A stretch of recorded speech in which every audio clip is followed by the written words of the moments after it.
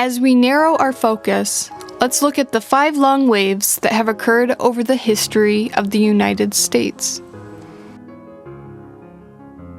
If we project measurements backward from the 20th century, we find that the industrial and agricultural calculations coincide fairly well until the mid-19th century.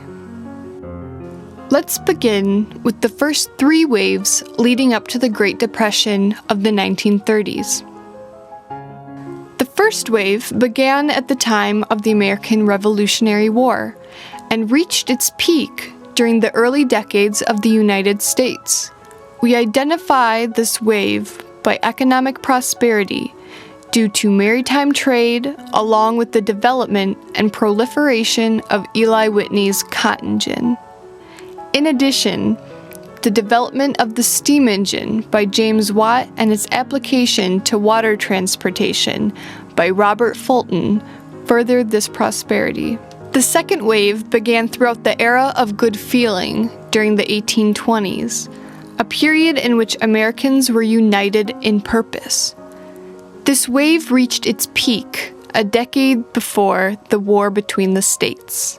We identify the prosperity in this wave by the acquisition of California from Mexico and the subsequent gold rush of the 1850s.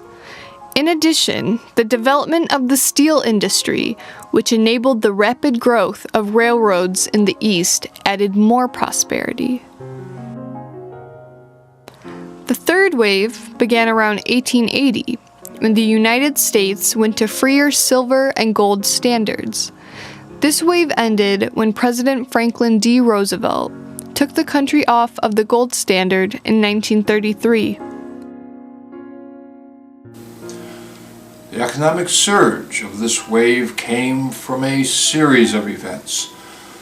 These included the gold resumption prosperity, completion of and trade along the first transcontinental railroad, corporate mergers, as well as corporate growth, and urban growth of the Roaring Twenties.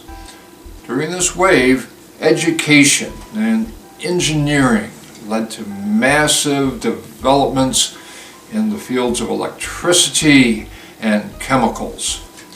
We also used the math and science of the time to measure economic change.